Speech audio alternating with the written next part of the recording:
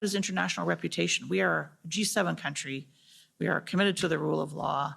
And what was being seen in some other parts of the world were protests. I think we saw them at a minimum in France, in the Netherlands, in New Zealand, if I remember my media coverage right, with trucks with Canadian flags on them. The Prime Minister was getting questions from international leaders about just what was going on in Canada. So the culmination of all these things are about our national interest. And so in pulling together Section 58, it was about the threshold, but it was also about the other factors that went into the deliberations around the invocation of the Act.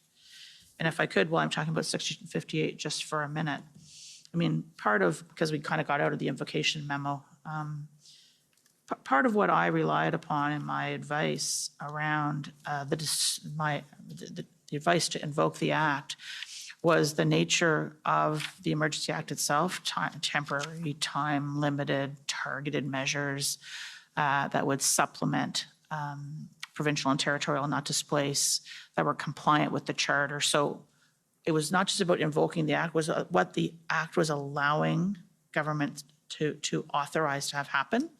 So it was about the nature of those measures, but also the accountability framework that is built into the Emergency Act that had not been used before, including things like tabling before Parliament, a justification on why the Act was invoked, an explanation about the consultation with provinces and territories, a requirement for a vote to be held in the House of Commons to approve, and the Senate.